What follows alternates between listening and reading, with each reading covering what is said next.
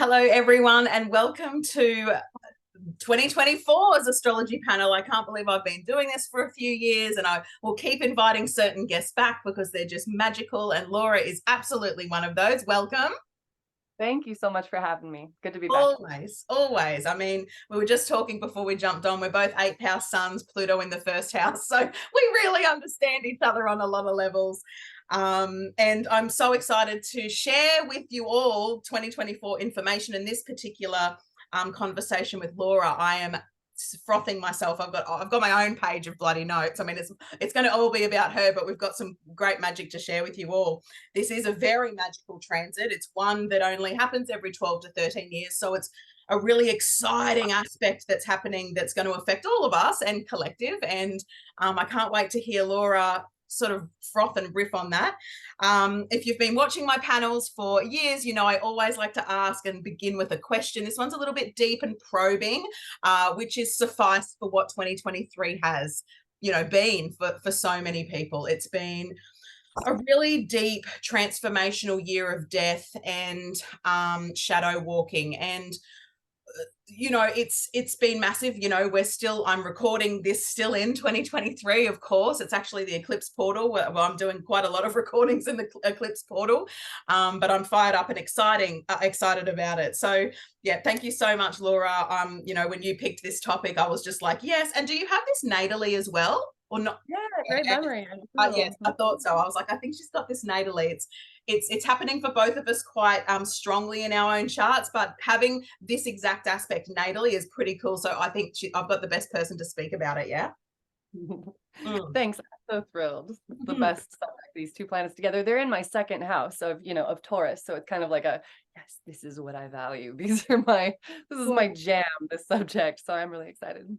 That is exciting. Love that. Mhm. Um, okay, so the question that I will be posing to all of my beautiful people that are coming on this year is to reflect or give us all a little bit of insight into an aspect that happened for you in 2023 that could have been amazing, it could have been debilitating, whatever it was. We know that 2023 has been very exponential on so many levels.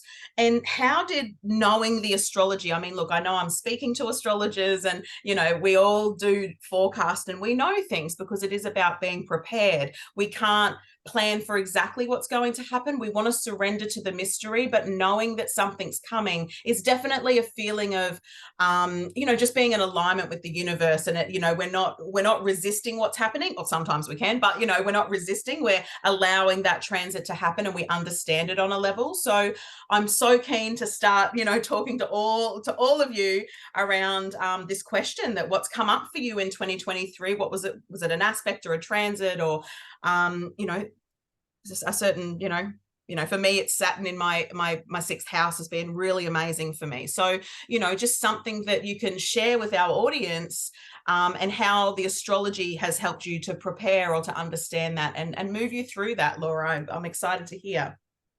Yeah, I love that question. I can't wait to see the panel and see what everybody says too.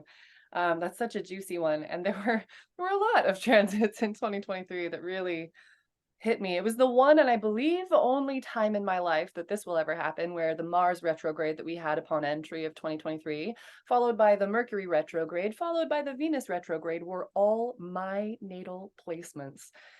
I'd like to speak to the manager, please. Can we not have that happen again? It was bonkers. It was like huge review on all of my, immediate personal individual unique functions of mind and love and values and function taking action in my life, and my fight and my anger. It was all just like recalibrate.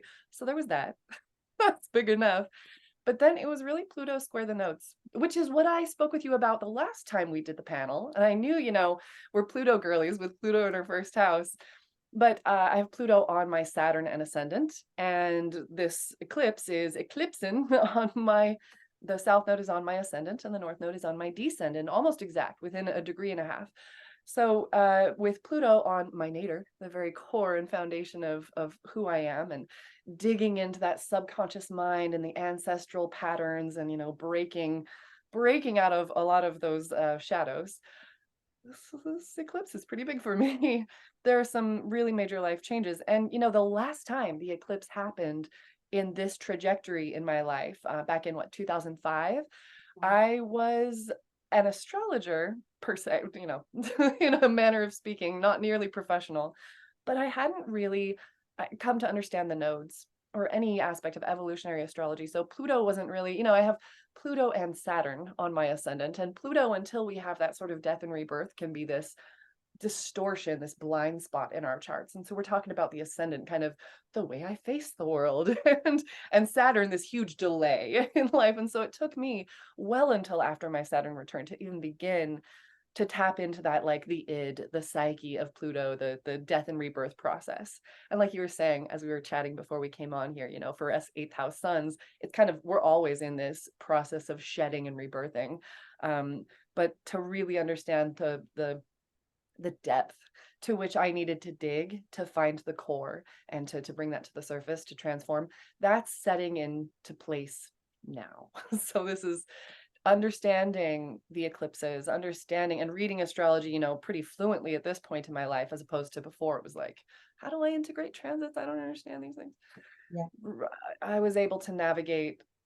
I mean, I don't know how I would have navigated without knowing the astrology. And just every day there was this sense of seeing the chart and feeling validated and affirmed and soothed and supported. And yes, this is exactly what's happening. And here's why. And you're going to move through it. And it's okay. And here are your options. Just, it's really given me ground to walk on through it. And I think too, sometimes the transit we can intellectually understand. So it wasn't even about that you couldn't interpret it, years ago. It was more about like we experience it. The embodiment and the experience of the transit means more than just going, oh, this through this house is this. Because once you stop intellectualizing the transits or progressions or whatever's going on and what's really felt, which just sounds like that's the embodiment that you're having a very integrative, embodied experience of these transits, like you have probably for a long time. But, the transits of 2023 have, and to have all the personal planets retrograde in your own, in your natal, like, I mean, that is like, welcome to 2023, bitch. Yeah, it's wild. And yeah, well said, the embodiment, because as much as I was aware of what was happening the last time this eclipse in this on this part of the axis happened, the embodiment, well said, having an understanding over the last, decade or so of like, oh, this is what this feels like, and this is what that feels like. And yeah, it's really, which is so the perfect little segue into our conversation for today, because this conjunction in Taurus, oh, the juicy embodiment of these two genius planets coming together is just like, let's go. Exactly. Let's go. Let's kick off. So this conjunction that we are speaking about is Jupiter and Uranus at 21 degrees of Taurus. So I'm a date nerd, so I've just got a couple of dates, and then this is for Australia. And then if Laura has done her own dates, she can do that because she'll do US, Northern. So ultimately, it is exact for us here down under on the 21st of April. Jupiter actually gets to 21 degrees, which is where Uranus is, from the 17th of April through till the 22nd. So we actually have a beautiful little window there where Jupiter's at 21 degrees and stays at 21 until he flicks into 22. And Uranus does follow and get into 22 degrees as well. But the exact conjunction for us here is 21:49 minutes, the 21st of April, from around 11:02 to 12:47. I went and even did the minutes of it. It's only an hour and a bit, but before Jupiter moves to the 50th minute.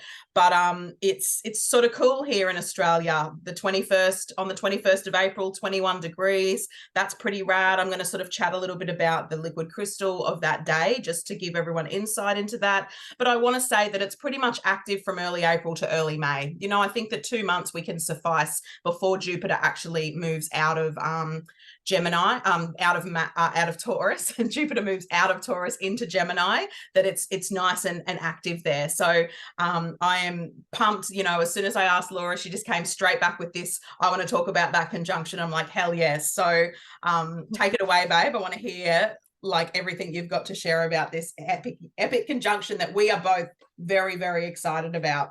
Yeah, this is definitely my favorite transit of 2024. And I don't know about you, but I feel like I'm hearing so many astrologers lately basically, throwing in the towel for the 2020s. It's like these are crazy. It's just bonkers. Banana pancakes through the 20s with the changing of each of the outer planets into a new sign consecutively each year. Boom, boom. But then after 2030, things get a lot lighter for a while. So this to me looks like one of the saving grace of the 20s, and it can set us up to launch us through 2024 and any and like well into the next few years. This is a once in 14-year cycle. And over here in the States, we've got this running. I put a window of March 20th to May 20th, and that's about a 5-degree orb on either side. Love that. The exact perfection will be in the United States will be on April 20th, 2024. And again, 21 degrees, 49 minutes. First, I want to start talking about this by breaking down kind of these two planetary archetypes and what they bring energy-wise. And then I'd like to talk about some themes that we'll see when these two planets come together, regardless of what sign they're in. Then I want to go back through history and show us some of the examples of these, the themes that have shown up through the years. And then I want to look at the sign of Taurus and see some themes around that and what kinds of things we might see come in April. Although it's always funny to try to talk about Uranus in a predictive way, of course, because he is the wild card that's going to do the thing that we least expect. And so I always have a fun time when I'm trying to talk about like what might happen with this wild card character in play. And I find myself kind of jokingly leaning toward like the worst of what could happen. Let's only imagine the worst so that that doesn't happen and it does the thing we least expect. So let's talk Jupiter for a moment.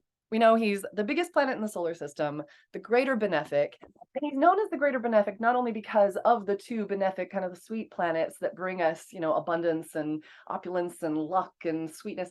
This greater benefic, it is larger, biggest planet, but it's also that it takes a larger amount of time, a greater amount of time for the native to kind of receive his gifts, glean wisdom from his messages. It's like going to college. It's going to take some years. Maybe you're going beyond that for your PhD. It's going to take some integration time. So we don't always see the immediate effects of Jupiter when he shows up. Often it's during his retrograde or after he moves direct again that we're starting to see like, oh yeah, I'm really starting to lock in some of these lessons and the luck shows up. And we have to remember that Jupiter is, while he is, generally auspicious and he wants to bring opportunities and expansion, he is also about expansion. And so whatever he interacts with in a chart, he's going to expand every aspect of that, be it light or shadow, what we might call, fortuitous or not. So we always have to keep that in mind, that he's not just like pure luck, right? There's always this darker side of things. He's the ruler of Sagittarius and anciently Pisces. So let's break down a couple of themes from these two different energies that Jupiter often brings in. We've got, of course, Sagittarius, a fire sign. All fire is about chi and expression and movement, something that can be seen, taking action. So this energy sign is about expansion, broadening horizons, the way that travel does. Of course, it's about travel and adventure. We want to get out there beyond the horizon, and we want to find more truth. Sagittarius is hungry to consume knowledge and information and synthesize that information. Think your sage and your guru. Think of your college professor. Think of that wise old woman that you met from that one place far away on that trip that you took, and she gave you this wisdom. So this is Sagittarius, and he's got jokes. It's comedy. It's resilient energy. It rules the realm of philosophy and higher knowledge. It talks about how things could be done with an oversight. So you'll see politics and planning and kind of battling for truth, arguing like in court, debate. It wants freedom to explore. It wants to have hedonistic experiences and then aesthetic experiences, go full throttle either direction. It is a mutable sign. And so there's a changeability to this energy whenever Jupiter comes through. Expect things to blow up. Parties, big picture thinking, dogma at its worst. These are Sagittarian themes. The Pisces side, a water sign. We know the last sign of the zodiac and the highest level of wisdom, but always polarity. So enlightenment and Buddha consciousness, Christ consciousness, and your own personal hell and misery on the other side. But because Jupiter is this greater benefic, we're usually seeing the lighter side of Pisces. We see things like peaceful paths of spirituality, going within to seek truth rather than seeking out there and far away. We're looking for the subtle magic, mysteries being revealed to us, seeking through the mystery. It's about the quiet wisdoms and, interestingly enough, the fluids of the body, which will come back as we talk about some of the discoveries that have been made during this conjunction throughout history. The endocrine system, the lymphatic system, even the arteries. So these are the two kind of main energy codes of Jupiter. Let's talk now about Uranus. We'll refresh on what this character means. My Gemini likes to say it a different way every time. I don't know about you. Uranus, Uranus, Uranus, every time. This is the higher octave of Mercury. I am in love with this planet. Again, it's in the house of my core values and skill sets, right? And it rules the nervous system. And I am learning so much about the nervous system lately as Jupiter and Uranus start to come closer together. And it's your whole body's threat detection system. It is the part of your some aspect of consciousness that is aware of everything inside of you and outside of you, at least in your immediate proximity, like within 8 feet or so, at all times. The temperature in the room, what every single cell in your body is doing, every atom in space, every the energy of people around you shifting, any change in environment, internal or external. Your body has an awareness of every one of those details to maintain homeostasis at all times. This is a genius system. This is the higher level of human intelligence. It's collective consciousness to a degree. And so Uranus, this great awakener, and sometimes those awakenings are rude, right, is the planet that rules Aquarius and wants to bring in solutions and help us recognize patterns. The key here is this is kind of known, Aquarius energy, as like a cold, detached, distant energy, right? Because the idea of Uranus, Aquarius energy, is that it cannot be so involved in the human like emotions and the kind of the ego and the attachments. It can't do that and see the whole picture. It has to be objective. It has to be detached. And so Uranus as a planet can generally, unless the native people's nervous system is well regulated, has had full up throttle and full down regulation, then Uranus movements in the chart can and tend to, at least at first, bring massive dysregulation, huge detachment from whatever is happening in that area of your chart, so that you can break away and step back and see a pattern. Often this comes in the form of chaos, instability, disruption, surprise, it's the rug being pulled out from under you. It's a shock to the system. I like to say that you get a lot of Uranian energy when you have a reading with me, because my Mercury in Taurus is opposite my Uranus Jupiter conjunction in the early degrees of Sagittarius. And just my talking, you can feel this energy. I get revved. That's Uranus activated by the expansive Jupiter.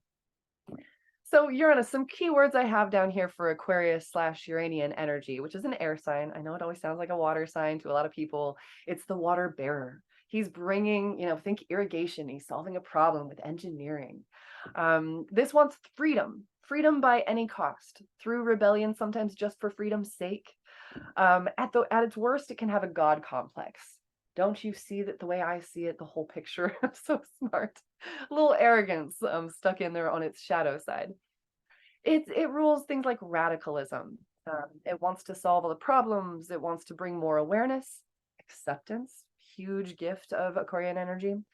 It's a humanitarian.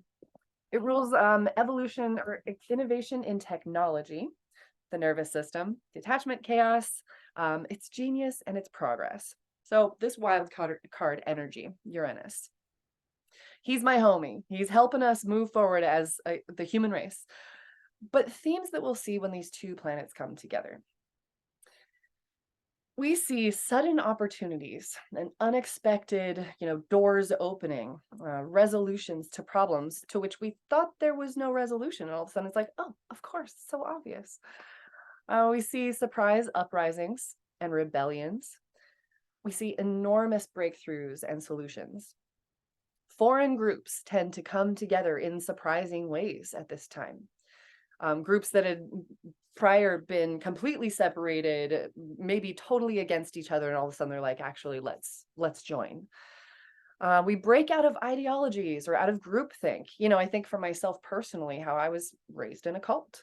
And this placement was actually a trauma marker from my early childhood and my toddler years, that house of Taurus. But that trauma was the gift that got me to think differently from the brainwashing that I endured all my young life. So, it's this beautiful, like, it's not always comfortable, to be sure, but it is this massive shift of awareness. So mass awakenings come through, regardless of sign that these two move through. When they come together, huge awakenings. I think these two planets come together is one of the reasons that humans evolve, because of this exact conjunction over and over again every 14 years. We see a freedom of expression becoming very important, especially this time around when it's in a sign like Taurus, which rules things like core values and can be a little bit rigid at times. And so when you get these freedom seeking signs or planets involved, then all of a sudden it's like, actually, the most important thing for everybody right now is to have this individual unique expression and go their own way. And let's see what that kind of diversity can bring into the world. We see a breaking out of ideologies and groupthink, as I mentioned, major changes in religious spheres. These are when we see things like, the Pope saying, hey, actually, it is okay to be homosexual, or, things like that will start to happen, where we have this total reform within very well-established religions and religious structures. Progressive changes to legislature often come sweeping through, huge political shift. It's also a time, oddly enough, when we see people change political parties. Where did I read that recently? Was it Ren Butler? Somebody was talking about how throughout history, one of the times that we see huge shifts right around before election years is during this conjunction. That, and when the North Node is in Gemini, like we had through 2020. A lot of people have big mind shift or perspective shift, but that and this conjunction will make huge, like, kind of worldview changes. We have awe-inspiring scientific discoveries happening during this conjunction. We discover new laws of the universe. I think I'll mention string theory that evolved or was developed during this time. The biggest breakthroughs of the decade tend to happen during this conjunction. Surprise travel opportunities tend to show up. I've seen that so many times in the stories of my clients. Industry sweeping innovation. And I'll mention Steve Jobs in our history lesson in a few moments, and we'll see how his impact came in during, hell, he was born under this conjunction, actually. Mass awakenings and downloads, as Uranus rules the nervous system, and we can download information so easily when this conjunction happens. Chaos can be expanded. So one of the shadow sides, Uranus is a disruptor. And we're already seeing a lot of disruption in the world, especially if you consider, even just this summer with Venus retrograde squaring Uranus and Jupiter. If you think about Saturn in Aquarius squaring the nodes last year, so much has been kind of forced, like upgrade through shock to the system since 2020, especially. And so this time, when you consider like, okay, can we handle more chaos? Do I want to predict more chaos? What I love about this time around, the idea of like expanded chaos, is that in the sign of Taurus, even though Taurus, I know I've heard you describe this as like Uranus in Taurus is a slow burn. Yeah, because Taurus is so just solid steel. And then you get this disruptor that's trying to shake it. It's like, how do you shake the biggest tree in the world, or, rock solid earth? But there is a Hellenistic law that says that no In the sign that the moon is exalted, no other planet may be debilitated, disgruntled, unhappy. And so there is no planet that is at its detriment or its fall in Taurus. Taurus is a delicious sign. And of course, you're going to run into people in the world who are like, nah, those Taurus, I don't know. But personally, Taurus, Scorpio axis they're my favorite signs, delicious and deep. And so Taurus does have this sort of law about it that, like, look, you can hate me personally from your chart and your experience, but ain't no planet gonna be unhappy completely with my vibes. So I love this conjunction in Taurus because even though we're talking expanded chaos, we still have this yum factor. So I think the worst of the worst that people may experience on an individual level is a detachment, Aquarius, Uranus, from that yum factor of Taurus for a moment. But it's so that we can see a pattern and then evolve and problem solve around it and create more Taurus codes, abundance, pleasure, etc. Right? So let's see a few more themes under this conjunction. We'll chat. We might see expansion of wild parties and festivals. Kind of the wave of like celebration that we were all expecting immediately, like early on in COVID. We were like, okay, as soon as this is over, in a few months, then we will party like it's 1999. And that seemed to be like a slow trickle effect as people started to come out of their caves. And this might be the moment of like, hell yeah, let's go celebrate. Let's get it on. Freedom crusades. You think about some of the big and unpleasant events in the world as of late. It's like, okay, is this the kind of the breakthrough for that? Are we going to move away from violence and war? Are we going to have some peace and stability evolve? That would be really nice. An arguing for logic and reason over belief systems. If you think of Jupiter as bringing dogma on the dark side, and Uranus saying, wait, let's be objective now. Let's really think about this logically. So then there's sort of this wave of being inspired by logic, increasing our logic capacity for the practical and the simple in the sign of Taurus. Large class action lawsuits is something that's seen a lot during this. You think of Aquarius as being groups of people, and Jupiter is bringing us to court, to fight for the truth. Changes in laws that impact the masses. Philosophical upgrades and shifts, social unrest, of course, ingenuity on a mass scale, groups of people working together to solve massive problems, restless exploration, strange experimentation, and aviation advances often come through during this time. What do you think? Anything that I've left out that you want to add in there?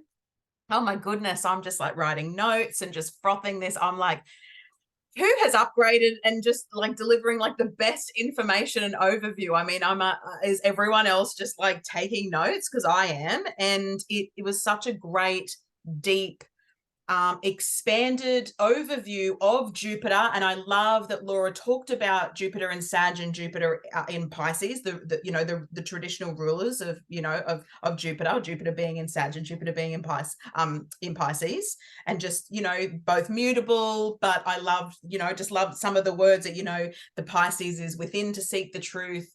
Sag obviously is going out and studying and travel and things, and really breaking down Uranus and Jupiter so that you can feel, and you can feel that she is the perfect person to be speaking about this because she has it in her chart. But we can feel that, like it is like electric insight that you feel in your body of the upgrades and of the potential of what this conjunction will be. And I love that you've spoke about where you read Hellenistically that, because the moon is exalted in Taurus. I had never heard this. So I'm just like, oh my God, I've got fucking Chris Brennan's huge Hellenistic book, but, getting through that's like getting through the fucking Course of Miracles and the fucking Bible. Let's be honest. I love you, Chris, but fuck me. Like, I've got 740 fucking astrology books all staring at me going, but read me, and I've got your book that's like a friggin' textbook, which I love. And I do love Hellenistic astrology, but I love that because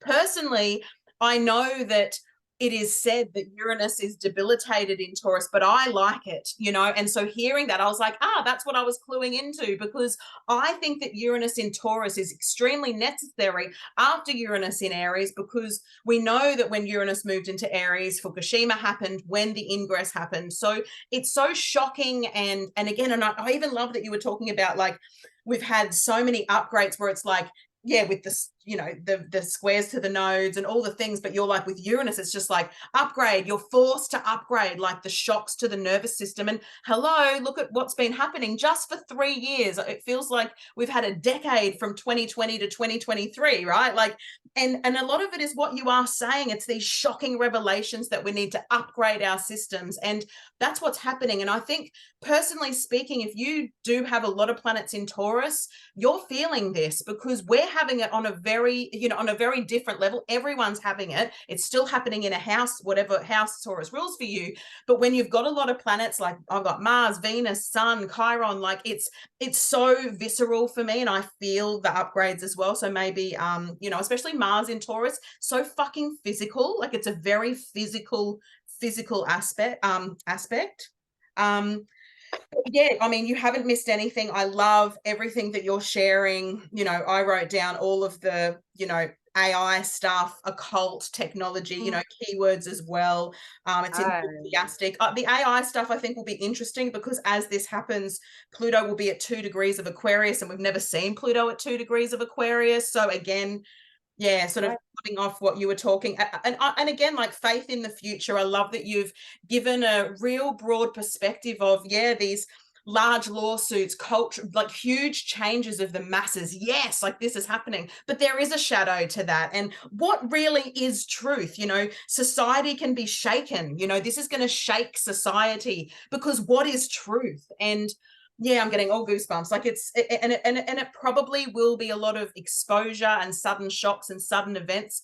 But again, you know, Jupiter and Uranus are already in Taurus, everyone. So, you know, that to have them together in this sign for the first time and only time we will experience in our lives, like, this will not happen again for 84 years. So we're not ever going to have it in this sign again. So we are feeling like, it feels like mini earthquakes and then tremors all the time. Like, again, those aftershocks are massive. So yeah, absolutely, love everything that you've shared. It's so bang on. And yeah, Awesome. that's, yeah, amazing. Love to take you through history and share some of the events that have happened the last times that this conjunction has occurred. Sound good?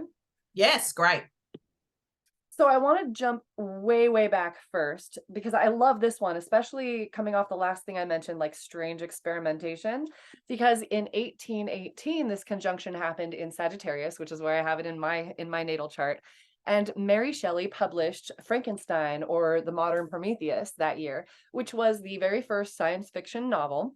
So all of a sudden, in the sign of publishing, Sagittarius, we get this experimentation with a human being and the physiology and the anatomy, because Sagittarius is a kinesiologist, a physiologist. It's about that chi, the body, and how it works, and like knowing exactly why, with the high knowledge.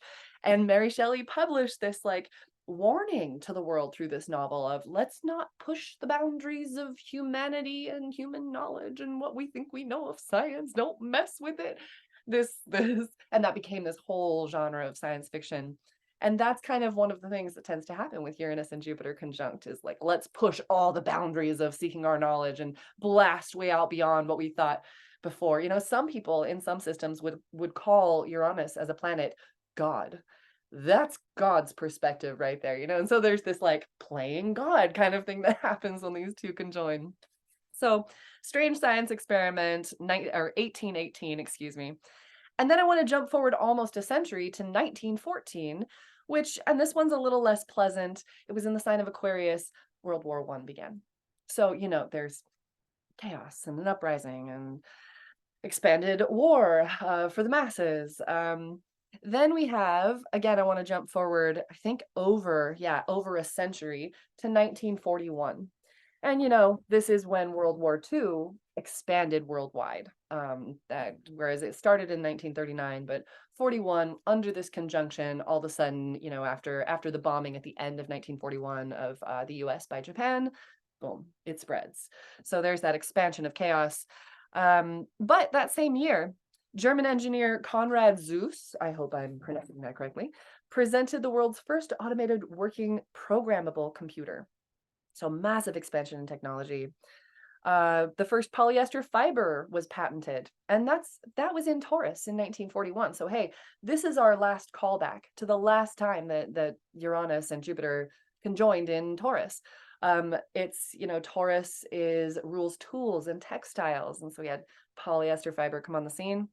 That was also the year that President Roosevelt created the Office of Scientific Research and Development. So suddenly this sort of expanded, at least in this very Aquarian society that I live in here in the United States, the core value of like research and study. And so the value Taurus of scientific exploration got really established.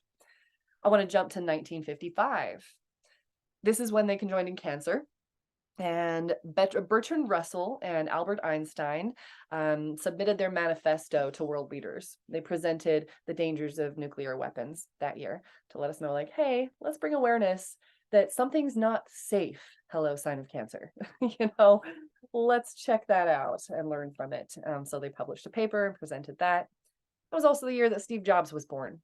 So there you go, birth of an innovator. Then if we fast forward to 1969, which is when it was in Libra, conjunction in Libra, we had the moon landing. Hello. The laser printer was first invented. Hello, design and printing in the sign of Libra. And that is when string theory was developed and first presented. We fast forward to 1983. Hey, my birth year. We had this conjunction in the sign of Sagittarius. That is when it was discovered that HIV is the cause of AIDS. First handheld cell phone was sold. It was a Motorola Dynatec 8000X. Very cool, very future. Howard Gardner published Frames of Mind, presenting his theory on multiple intelligences, kinesthetic, felt intelligence, or visual, audio, whatever person's different types of intelligences may be, which was the first time that theory had come into the thought sphere at all, which really expanded our capacity for education, which I'm so excited about 2025 and the movement of Uranus into Gemini to see the follow-up of that conversation. In 1977, we had Uranus and Jupiter conjunct in Aquarius. And that's when the first discovery of gamma ray bursts from far beyond the Milky Way happened. The Pathfinder landed on Mars. The first cloned sheep was achieved, successfully cloned sheep. And that's the year that Steve Jobs returned to Apple and started to make the huge impact that he had on the world there. The first electric car was sold in Japan. IBM's Deep Blue computer beat a grandmaster in chess for the very first time ever. And the internet became a sensation and started to become a thing. We started to realize the potential of it for the future and that it was going to change the world. Boom of web integration, I wrote. Also, oddly enough, and I think this one's hilarious, that was the year, 1990, did I say 77? 97. That was the year that Google domain was registered, 97. That was the But year that was 1997 with the clone sheep and I did say 77, didn't I? yeah. Okay, 1997. I know, because you would have done 1983. And I'm like, oh, she's going back to 77. 1997. Yes. Okay. Yes. In Aquarius. I love that. Yep. Yeah. So Google's domain was registered, which is hilarious Wow. because we're thinking of search for information. Hello, Jupiter conjunct Uranus. And it's the largest searchable or web search. Oh, well, I guess that's not true anymore, is it? It's now YouTube for the most used. That is wild. So, my goodness. So that one's hilarious to me. Just a couple more here with 2010 and 11, and this one's kind of funny. It spanned 2 years because the last time this conjunction occurred was in the sign of Pisces, starting in 2010. But the retrogrades, as they were, there were actually three peak perfections, conjunctions. So they crossed paths. There was a retrograde cross paths again, and then one more time upon the direct motion of Jupiter, and we get a third conjunction. So it spanned 2010 and 11 in Pisces, which I love because it was my fifth house and I was going to grad school for dance. It was the best. It was like, yeah, let's explore this dance world. New developments in water purification came in that year using nanotechnology, this mysterious unseen realm in Pisces. Artificial arteries were created for the very first time, as well as an artificial pancreas. And I was talking earlier about what Pisces rules. We're talking the fluids of the body, systems of, the blood, the lymphatic system, endocrine system, and the pancreas. So that was when an artificial pancreas was created first time. They, for the first time, linked pesticides to the rise in ADHD and realized we have a problem. They discovered millions of tons of water and ice on the moon. And the Occupy movement happened, starting in Lower Manhattan and then spreading, I think it was 82 countries across the world. So that was a huge social reform, this huge movement. And this one is hilarious. One of Jupiter's stripes went missing that year, and scientists still don't know why. In the sign of Pisces, it just disappeared. Wow. Cracks me up. You can't make this up. And 2011. also in that third hit, there was the 3 hits, and the first hit of that was actually 00 Aries. Yeah. So the Jupiter Uranus actually was 8th of June 2010, 00 Aries, and the next 2 were both in Pisces. So it was really interesting. Like, yeah. Just I see. Yeah, pretty cool. And that's when Hiroshima happened. Is that what you were saying earlier? Fukushima, I think, but I think that it might have been, was it the first ingress of Uranus into Aries, or was it because was that at the tail end of the beginning? Yeah, he ingressed and then he retrograded and then he ingressed again. I'm just not sure if it was the first one or if it was the proper one when he stayed in Aries. I think it might have been that one. Look at that. Yeah. Pisces, 2011. Oh yeah, here's one more. So, this one's so fitting too for Pisces. Sleep researchers present proof for the first time, complete proof, that lack of quality sleep or sleep disruption has long-term serious detrimental effects on your health.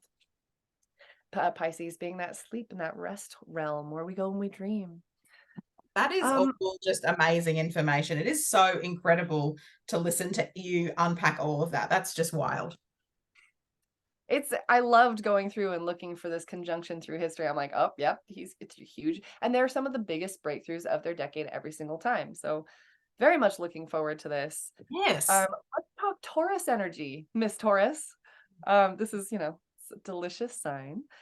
We've mentioned a few things that Taurus rules along the way. So let's unpack some of those themes again and look at what we might see come up during this conjunction this time.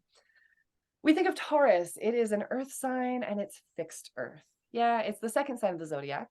So it's a very foundational level of the human being. It is fixed as in it is not an initiator. It is not a changer, an adapter, but it is a stayer. It holds the energy down.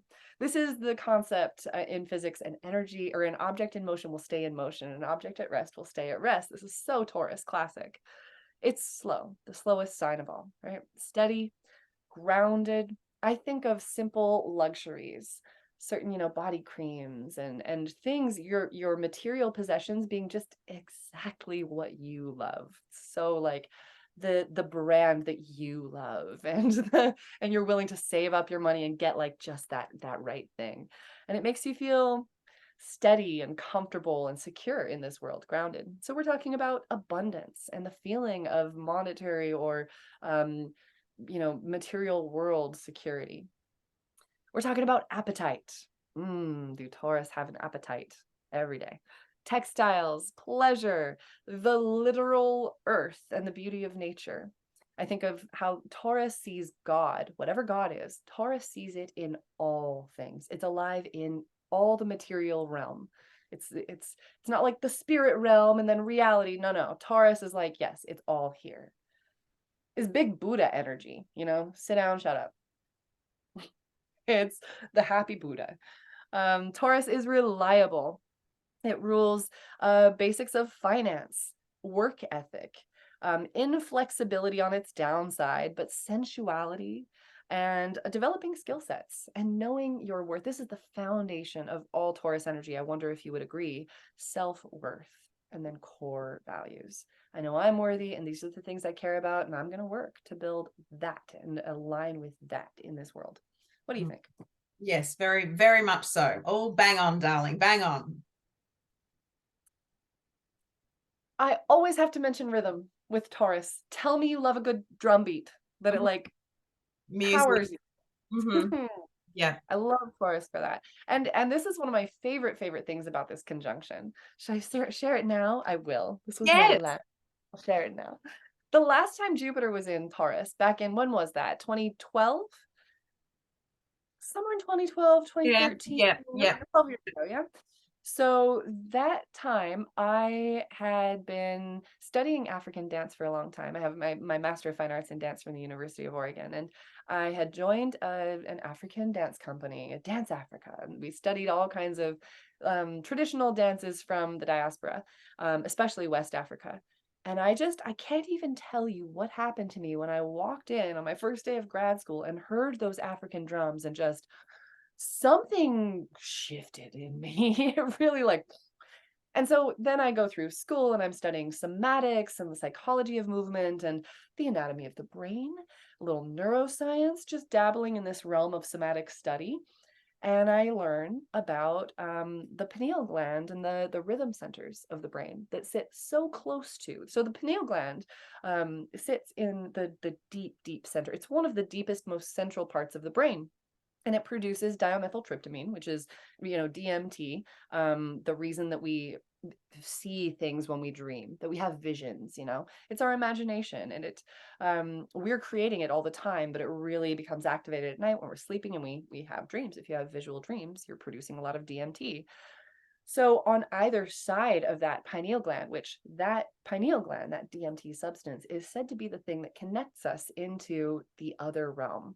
This is Pisces codes we're talking about here, pineal gland, okay? Think Pisces codes. And then the centers on either side of the brain, let's see, I've got to make sure I've got all the words right. We've got the thalamus that is sitting just behind and under a pineal gland. We've got I don't remember how to pronounce it. Yep, I'm going to say it wrong. It's the one that starts with a P. Protinum. It's the center that they believe is what makes us feel our senses. So the thalamus is one of them, right? It's responsible for helping us feel the five senses and coordinate movement. And then these other centers, it starts with a P, I can't remember how to pronounce it. It's sitting on either side, so close to the pineal gland, and they help us process rhythm. And they're not only some of the deepest centers of the brain. I don't know why I'm making it like that. This is what they look like. The brain. But it's this is it. But also they're some of the earliest parts of the brain to develop anthropologically for a human being.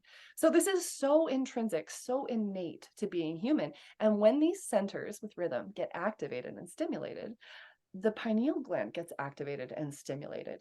And we can go into altered states of consciousness. Trance is sort of this, evolves from this rhythm or rhythmic movement even. So I'm so excited for this conjunction because Jupiter in Taurus always brings a wave of popularity to rhythm, and you see the most amazing drummers with this setup in their chart.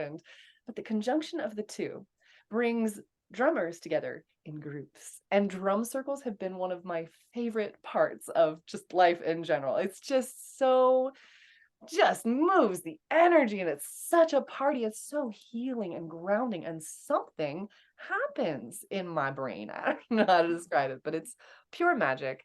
So that's one of my favorite parts of this conjunction. I'm really excited for that, just the celebration of drums in groups.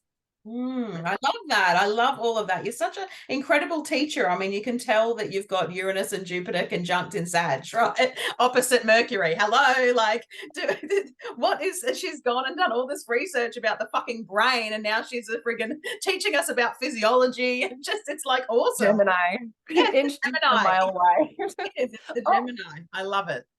putamen. Putamen. I was like, I practiced that Okay. one. The putamen, man. You know, Love and it. the basal ganglia. So, okay, what do you think? To wrap this up, I guess, what do you think about some of these themes having both expansion of like luck and solving problems, and some of the darker side of like, uh-oh, we might see some natural disasters increase or chaos or civil unrest. Do you have any big predictions for this? What are your thoughts? Oh, well, and I'm like with you with not predicting Uranus. I just think that we bow down to him. I love that you said that, you know, some people say Uranus is God, which I mean, he is the sky god. He is Uranus. Like, he made love with Mother Earth, and that's why I love Uranus in Taurus. Like, and so your validation of that Hellenistic, wherever the moon exalts, you know, planets can move through there, sort of not unencumbered, but there's something magical there. I love, because for me, I mean, not that, you know, this was maybe not the most healthiest relationship of Gaia and Uranus, because he was the sky god, he is the lightning god, but he is God. And Jupiter, ultimately, you know, we can see as a god too when you're looking at the ninth house, Pisces, Sagittarius, both around religion, God, fucking all those things, faith, trust, you know, gurus, you know, putting people on pedestals. I mean, I've got nothing in either of those signs, hence the reason I would, you know, never, like, you know, go and pedestal anyone or get pulled into a cult or anything like that. Like, I see adults do it and I'm just like, what the hell? Like, but you know, there is always ninth house stelliums, lots of Sag, lots of, you know, it's just natural. Like, and it's not bad, it's just, of course, it makes sense to Jupiter, you know, that Pisces and Sagittarius energy. So I was just like, Jupiter and Uranus are both fucking God. Like, let's just be honest, like, they both are on some level. Seriously. So I won't, I think that it's just going to be, you know, interesting. And I like to watch things, you know, I like to be aware and then to watch and witness. But I just want to just touch, you know, I'm not going to go right into the aspects on that day because I'll do that another time. But they're pretty amazing. The fact that the conjunction is in a grand Earth trine with Ceres and Lilith. So there's something really, really potent about that. And not only, you know, Ceres is around, you know, roots, dying, nurturing, harvest, seeding, which also sort of lends to Lilith around roots and death and power and primal, very Taurian, but also very Lilith. And the decan that this is happening in is Decan 3, which is a double Saturn decan. So for me, I'm always, especially Saturn, and even what I've written about in my 2024 kit, it's a year of harvest. It's a year of what you reap, you sow. This decan could nearly sum up the whole year. So the fact that it's happening in this decan, I found that quite mind-blowing. Again, like, I love that you've gone back in history and talked about huge monumental revelations and discoveries and insights. You know, I love that. So I'm also excited. Well, what's that going to be? Is it the AI stuff? Is it the clock? Like, what's it going to be? It's going to be very interesting. But I also, that Decan 3, which is around growth, harvest, progress, slowing down, perseverance. Again, it's you know, Saturn around the sickle, you know, like Ceres is the sickle, Saturn is the sickle. I mean, there's so much that I've tuned into for 2024 that is a highly Saturnian year. The fact that this happens in this decan, again, in a grand earth trine, like the moon is also in Virgo when it's happening, like, fucking And what? you know, it's actually sextiling Saturn. Is it sextiling Mars or Saturn? I know Mars and Saturn are close. Mars. I Yeah. think you could call it by proxy depending on your orb style. I know you like Yeah. yours a little tighter orbs, but I think That's right. that's just supportive. At least sextiling Mars is like a little effort goes a long way in nervous system regulation and embodiment and pineal gland activation. Hello, Mars and Pisces. And Saturn is there to structure it up. Yeah, so much going on at that So time. It's amazing. yeah, it's actually, yeah, it's really, really incredible. So I love the harvest energy of it. And That Saturnian thing. But it's also what you talked about with Jupiter too. I really loved this take on that, because everyone just thinks, oh, Jupiter is a benefic, it's going to be lucky and all these sort of things. Like luck is, it's no such, like Jupiter is luck, but it's aligned, it's alignment, and Jupiter does expand what's already there. But the key that you said right at the beginning around the waiting, like going to uni, you go into uni, you're not all of a sudden getting it. There's time. Saturn is the time lord, but you've also got Jupiter rewarding you for the time that you're putting in. So for me, there's also a real element of rewarding. That's, you know, it's a collective 8 year, which we're going to talk about on the panel with our beautiful Sarah Yip. But the 8 is around harvest and reward. What you reap, what you have sown, you reap. And I think that this degree of this also leans into that. So I also think there's a, you know, what have you been working on? What have you been seeding? What is fertile in your Taurian house? Because Jupiter and Uranus, you know, Uranus has been there for a while and Jupiter's coming in to expand that, to grow that, for you to know that and to anchor that. You know, it's in a grand Earth trine with the moon, amplifying it, sextile Mars, who is around spiritual action. So again, all the, like there's a lot to this.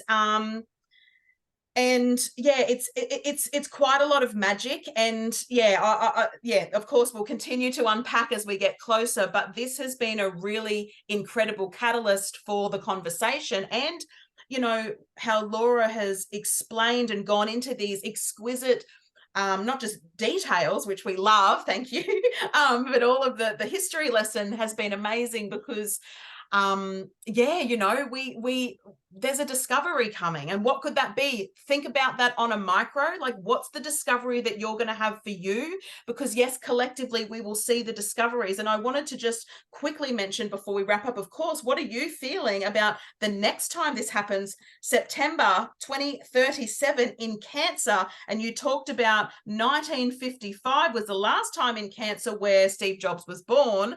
But there was also around that nuclear weapons and the not safe stuff. So that's the next time it happens in Cancer again. Right. I was actually wondering that when I was looking into the 1955 history. You know, I was Googling like 1955 in science. What happened then? And big breakthroughs in 1955.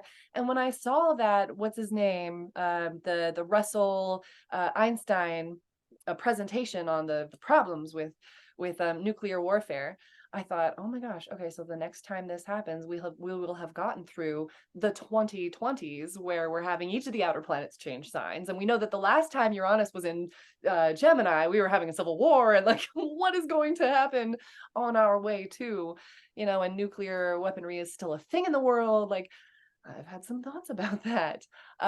Cancer is actually intercepted in my 9th house. So I don't have any house cusps using the Placidus house system in Cancer. It's a tricky subject for me up there in my 9th house. So I'm particularly excited for this because of, you know, breaking out of deconstructing a cult upbringing is a difficult process, and Uranus entering my 9th house and kind of breaking some of that open. And then the conjunction of the two, Jupiter, the ruler of the 9th, the natural ruler, with Uranian energy in Cancer in my 9th. I'm very personally on a micro level really looking forward to that. Pluto and Saturn on my ascendant, you know, I'm looking at the world through this lens of intense fear when I'm not careful about it. And so I have to be like, gonna be fine. Some of these conjunctions I tend to fear cast. So that's one where I'm like, okay, expansive detachment from security and safety. No.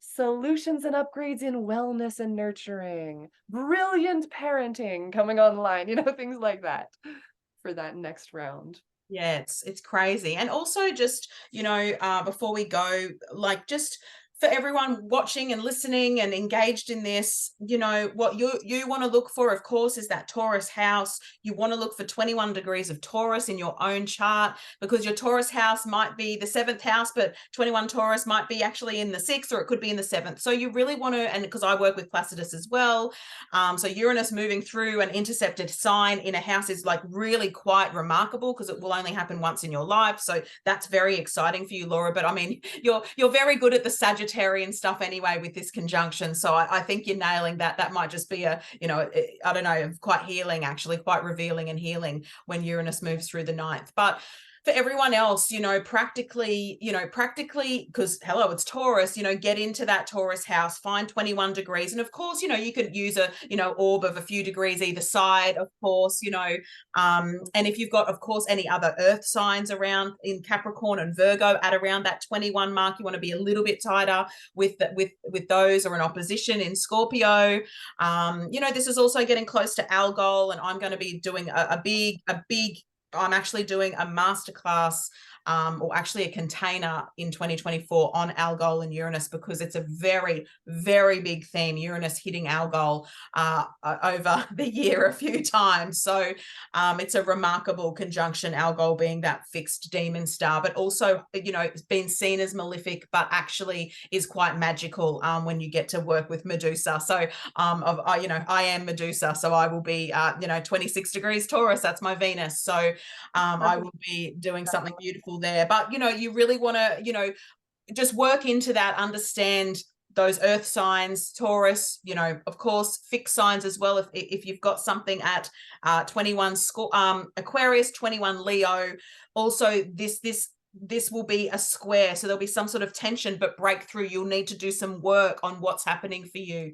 But overall, like it is an exciting aspect that's happening, an exciting transit, and it's a prominent one of 2024. Like you've said, these are monumentals in the decades that they happen. They really set the scene for great change, great collective change, great groupthink change. Like everything that Laura has shared has been really remarkable and really hit for me, and it's just been delightful always, as always, Laura, listening to you and learning off you. So I really appreciate your time and your effort into all the research for this one.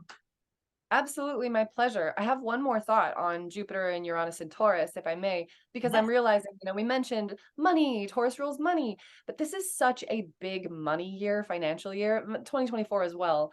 But especially with these, like we are currently with Pluto on the last breath of his squaring the nodes, which won't happen again for another several years. And that has been such a transformative time. When it started, the nodes were in Taurus and Scorpio, this the resource axis. And now it's shifted into the cardinal axis of Aries and Libra, but still Pluto's finishing off the just absolute reform around resources, personal resources, for all of us, for the collective this year. And so the things that we do with our money, our financial decisions, and the way we're working and stocking and saving and planning, all of those things from now until this conjunction will have an impact on how we receive this conjunction. Because grounding the nervous system, hugely important. Regulating your nervous system as we approach this, because Jupiter is going to expand the shit out of it. So move your body and then be still and rest. In major ends of the spectrum, get the full fluctuation of your nervous system. But then this can bring huge breakthroughs for our own personal ability to develop skill sets and bring resources in. So just be sure that from now till then, take the things you've learned with this financial transformational year and build yourself a path of simplicity and grounding and committing to slowing down with all things related to including your feelings about your resources, so that when this comes, you can be in a grounded state and really receive the downloads that are quite frankly available to everybody who's got a nervous system set up to receive. If that makes any sense. Yeah, that is the perfect endpoint. I'm so glad that landed for you to bring up, because that is, there's a lot of financial instability, a lot of financial crisis, and like you said, it's as a Taurus, things of value are very important, and what the resources that you have accumulated, everything that you've just said is just nailed that as we move through, because Jupiter obviously is still in Taurus until May of next year when he moves into Gemini. So this is Yeah, upgrade your nervous system to receive. I think that is perfect. That is really, really valid advice for everyone. I mean, I actually want to share this much sooner than I want, because I think everyone needs to hear this. So I've got like wheels ticking in my mind as we end this, but that's the perfect way to end this. Gosh, Laura, amazing information that I want to share with the entire world. You've been incredible today. What a teaching, and what a blessing you are. And thank you so much for sharing some incredible Jupiter Uranus in Sagittarius conjunct insight for us, and what we get to experience next year. Awesome. This was so much fun. Thank you so much for having me. Thanks, everyone. I hope you enjoyed that one, and we'll see you at the next one. Mwah.